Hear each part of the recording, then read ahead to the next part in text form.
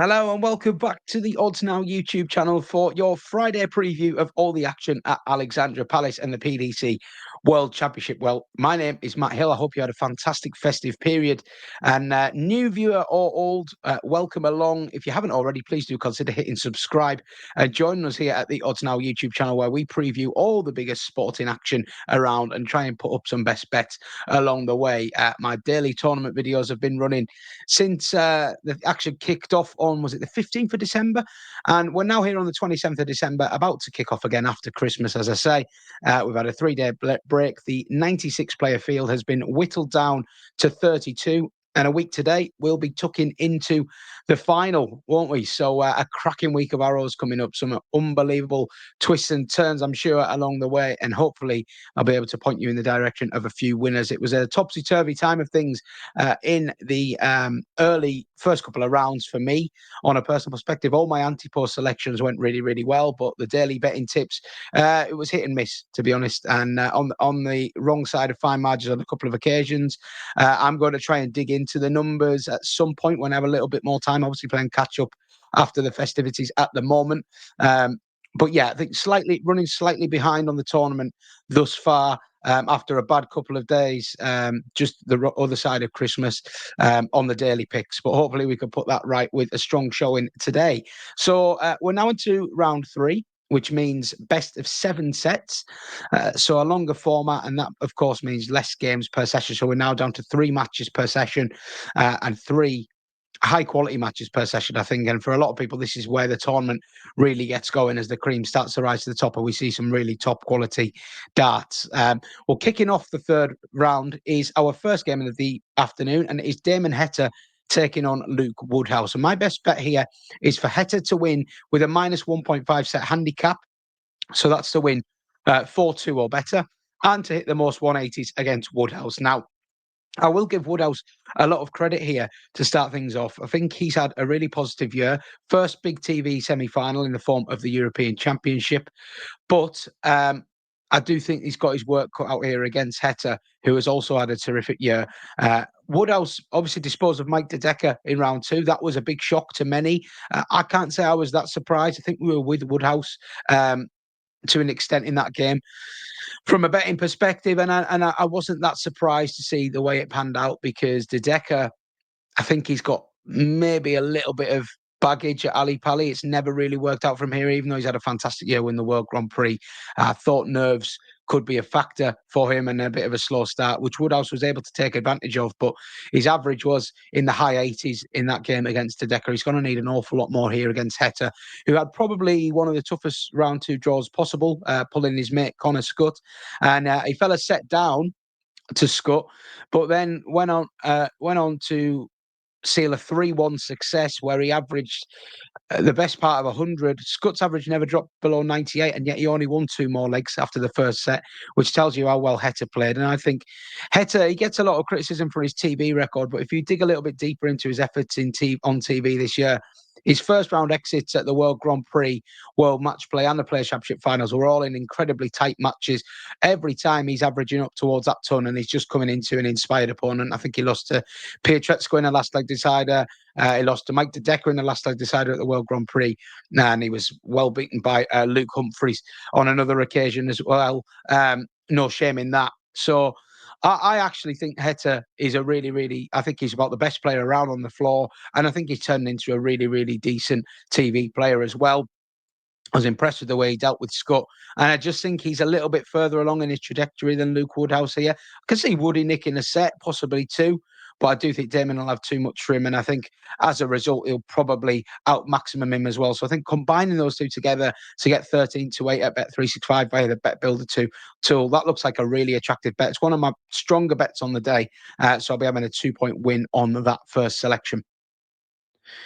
Game 2 sees Johnny Clayton take on Daryl Gurney. This is a no-bet game for me. The market has Clayton a slight favourite, but I don't think there's much between these two. And they are, of course, in that open quarter 3 where there's no Littler, no Humphries, no Van Gerwen.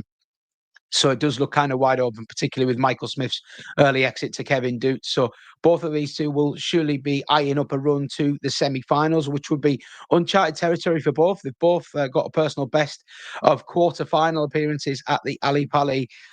Two veterans of the sport, two quality operators, and both had to come through last set deciders in their openers. Clayton actually taken all the way to a sudden death leg by Mickey Mansell, but I thought he was brilliant in that last set. Really, really impressed with the way he handled Mansell. I think he averaged near enough a ton, despite being 6 out of 15 on the outer ring, which tells you how well he scored. Mansell put in a couple of massive three-figure outshots to go 2-0 up in that deciding set. Really tested Clayton's mettle, and he came up trumps, didn't he? I was very impressed with Johnny Clayton and the way he handled himself in that match. Maybe that's why he's a slight favourite against Gurney, who had to dispose of Florian Hempel in a higher quality affair. Has to be said, Gurney averaged 98, Hempel around the same. And Gurney, he could have easily gone as well. He was 2-1 down in sets and 2-2 in the fourth set. Pinned a 1-5-6 to force the decider, and that was where his class started to tell as Hempel just started to tail off a little bit. But you couldn't help but be impressed with both of these players. There's not a lot between them. The head-to-heads are very close. I think the market probably just favours Clayton for the same reasons that I put Clayton up outright on the anti-post preview as an interesting runner at a three-figure price. And his price hasn't moved that much, it should be said. But I think there's a lot of reasons to like Clayton. I think he's got some sneaky form in the last few months, maybe playing a little bit better than results suggest. And I do ultimately see him just about prevailing this game. But because of the pricing, I don't think there's a bet there. I'm not going to force it. I've backed Clayton to win this quarter alongside Chris Dobey. They're my two bullets in this section. I'm very content with where I'm at in this section. So, yeah, no need to get involved in this one. This is a no bet for me. Stephen Bunting takes on Madars Razma in the last game of the afternoon, and I'm going to have a couple of bets in this one. I'm going to back the bullet to win by a -2.5 set handicap at 6-5 with Betfair. That's a 2-point win bet, and that is, effectively to win 4-1 or 4-0. Bunting was up against the wall in his first game against Kai Gotthard. He went a set down to the German and then survived 3 darts to go 2 sets down. But that was, it felt like a pivotal point in the match, and it proved to be, because once he nicked that second set, he was much the better player in the third and fourth set and actually getting better as the game went along. So I think jumping over that first banana skin, Bunting can really settle into the tournament now, and I think we're going to see a nice, polished, professional performance from the bullet this afternoon against Razma, who's done brilliantly to get to this stage. Of course, he had to withstand a 9-darter from Christian Kiss to win his first round game, and then he shocked Dirk van Dijvenbode, who was a strong favourite to beat him, but Razma took advantage of some sloppy doubling from van Dijvenbode to prevail. He's always a dangerous player to overlook completely, Razma, but I do feel like this is the first time he's been in the third round of the World Championships. He's probably scaled his mountain in terms of what he hoped to achieve at this year's tournament. You could say this is a little bit of a free shot for him, but I actually just think that maybe he's just got to be a little bit outclassed here by Bunting. And that's why I'm also going to have a point on the 4-0 correct score. I think 7-2 probably overshoots the possibility of this occurring, where yes, on the numbers of the first 2 games from Razma and Bunting, it could be closer. Maybe the numbers suggest it will be closer, but I do think it's very viable that Bunting hits the ground a lot, running a lot quicker than he did against Gotthard, and equally that Razma maybe fails to hit the heights that he did against Van Dijvenbode. I could see a regression from Razma, improvement from Bunting. I don't think the 4-0 is completely out of the equation here, and I think 7-2 is big enough to just chuck a point on it. On to the evening session then. What a great game we have to start things off. Gerwyn Price taking on Joe Cullen. I'm going to go aggressive on the 180s line here, just for a point, but 9-5, about over 14.5, 180s. Well, I could see this game going very deep. I think that both of these players are fired up to prove a point. Gerwyn Price wasn't all that impressive in beating Keane Barry, but he did beat him 3-0 at the end of the day, largely due to Barry's profligacy on the outer ring. I think he was something like 2 from 22 on the doubles in that game, the Irishman. So Price probably got let off the hook at times in that game, but he looked in decent nick, didn't he? And particularly, I was impressed by how much he was psyching himself up and enjoying it. It looked like the old Gerwyn Price in that regard, that he was maybe falling in love with the game again, which I think is crucial for his long-term future in the sport after what has been a disappointing couple of years, it must be said, from the former world champion. Joe Cullen, well, he used the all the talk around his game with Vessel Nyman and what he felt was disrespect as fuel to his fire, didn't he? Beat Nyman 3-0 in a really impressive performance. 98 average from Cullen, the best we've seen from him probably all year. I found his reaction afterwards a little bit bizarre, to be honest, berating the press. Funny interview with Abigail Davis afterwards. I mean, he has admitted himself he's been dreadful this year, so I'm not sure how he expected to come in a strong favourite. The bookies' odds seem to really irritate him as well, but bookies could only price things how they see it, can't they? We backed Cullen at 14-5 to win this match because I did feel like he'd got a bit big, but equally, if people want to be on Nyman, then the bookies' price is only going to be reflective of what the people want to be on. Bets make the market after all. Look, whatever it did, it got the best out of Cullen. Hopefully, he can carry that fire into this game. These two have both had plenty of classics on the Ali Pali stage, and they're both used to going very, very deep. So I could see this going all the way to a seventh set quite easily. And I think they will both raise the game as well. Now, Price actually outperforms Cullen on the seasonal 180 stats, but Price only managed one in his first game, whereas Cullen plundered in 7, and that was in just 3 sets as well. 8, sorry. So 7 more than Price in his opening game.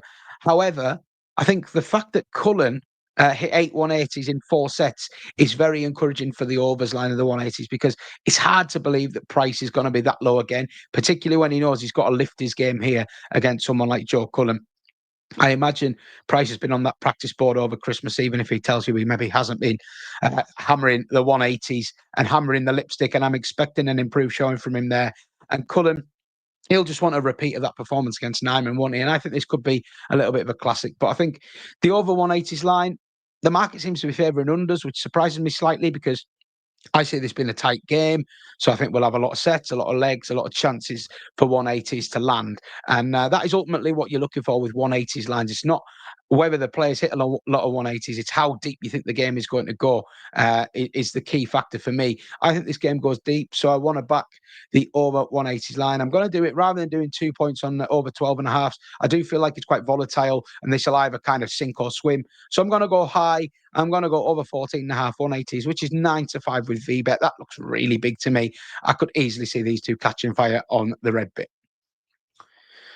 Penultimate game of the night is Peter Wright against Jermaine Wattimena, and Wattimena is a massive favourite for this, isn't it? Wright all the way out 3-1, which I think is borderline disrespectful, to be honest now. Wattimena's looked fantastic, and he looked really, really good in dismissing of James Wade before Christmas. Peter Wright had to stumble through against Wesley Plaisir, but he got through. He beat Plaisir, who a lot of people thought, I think Plaisir went off favourite for that game. He was considered a real danger man for Wright, and he found a way through. He still managed to hit 4 180s in 4 sets, and there was some real flashes of quality from Snakebite, even though he's still clearly not 100%. There is a chance that Wattimena just feels this one a little bit, I think, and feels the weight of expectation of being favourite, because he hasn't really been favourite in too many big TV games and gone on to deliver, has he? And we did see an implosion from him in the European Championship against Richie Edhouse when he'd done so well to get to the final. And I just thought it was really, really flat. And that was a big opportunity for him. And it's all about his mindset for me, Wattimena. Will this occasion get to him? A big crowd. The crowd will probably get behind Peter Wright. I think if Wright nicks one of the first 2 sets, he could easily go on and win this. He's a big, big price there, right? I was very tempted to put him up just to win, but I'm going to play it slightly safer, as you can see. Over 5.5 sets, so both players to get 2 sets. And Peter Wright over 5.5 180s. As I say, in his first game, right, he managed 4 maximums in 4 sets. I'm anticipating this to go at least 6 sets. So going at a similar ratio, he will cover that 180s line. You combine the two via Bet365's Bet Builder tool, you're getting 2-1. That is also one of my favourite bets of the day. So that is a 2-point win selection for me. Over 5.5 sets in Peter Wright versus Jermaine Wattimena, combined with Wright to hit over 5.5 maximums. Final game of the night sees world champ Luke Humphries take on Nick Kenny, and he would have been expected to play Raymond van Barneveld here, probably, wouldn't he, Humphries? But Kenny proved a lot of people wrong, including Barney himself, who Kenny felt like Barney had overlooked him by already talking about playing Luke Humphries in this particular game. Well, Kenny did a job on him, looks to have secured his tour card in the process for next year. Tell story for the Welshman, and he's certainly got a lot of talent. We haven't always seen it on the Pro Tour during his time as a card holder, I think it's fair to say, but we all know he kind of possesses it. I just think that the 4-1 correct score has got a little bit too big here. I think that the natural movement of a market such as this, when there is a big disparity between the two players, is just for everybody to lean towards 4-0. And I actually think that 4-0 has got a little bit short now. Look at Luke Humphries' route to the final last year. All of his early games were a little bit tighter than the market forecast. It is hard to just go and role plays 4-0 when you're expected to every time, particularly when the entire market and the watching audience has kind of written your opponent off, because it just lets Kenny have a bit of a free shot. And while I don't anticipate him pushing Humphries all the way here, and this being a particularly tight contest, I definitely think he's playing well enough and he'll be relaxed enough to nick a set somewhere. And I think 13-5 about the 4-1 correct score versus odds on about a 4-0 correct score just makes it a bet for me. Only a point, but I think a point at 13-5, this is very feasible. I actually, if you ask me if it's more likely to finish 4-0 or 4-1, I wouldn't have a strong opinion either way, really. So when one's 10-11 and the other's 13-5, that makes it a bet for me. So final game of the night, I'm going to have a point on Humphries 4, Kenny 1. There's the correct score. Okay, so they're my bets for Friday at the World Championship. I will just bring them up onto the screen for you to see there. So Damon Heta minus 1.5 sets and hit the most 180s against Luke Woodhouse at 13-8. That is a 2-point win selection. As is Stephen Bunting minus 2.5 sets versus Madars Razma at 6-5 with Betfair. I'm going to have a solitary point on the 4-0 correct scoreline as well, just because I think there is a bit of a chance that Bunting lifts his level and Razma regresses at the same time. Price versus Cullen, I see this being a bit of a maxi fest if all goes to plan. Just a point at 9-5 on over 14.5 180s. 2-point win selection on Peter Wright to hit over 5.5 maximums against Jermaine Wattimena, and the game to go over 5.5 sets. So that is effectively both players to win 2 sets. I think that's got to be tighter than the market forecast. Wattimena might just feel the pinch and the pressure of expectation. And then finally, a speculative point on Luke Humphries for Nick Kenny 1. The market has heavily leaned towards the 4-0 there, but I think Kenny's playing well enough to possibly nick a set at 13-5 with Quinn Bet. Well, let me know what you're backing on Friday at the PDC World Championship. Fingers crossed for some winners, and I will be back to preview Saturday's 6 round 3 ties as well. So if you haven't already, please give us a subscribe, hit that like button if you enjoyed the video, and I'll see you again very, very soon. Thanks for watching.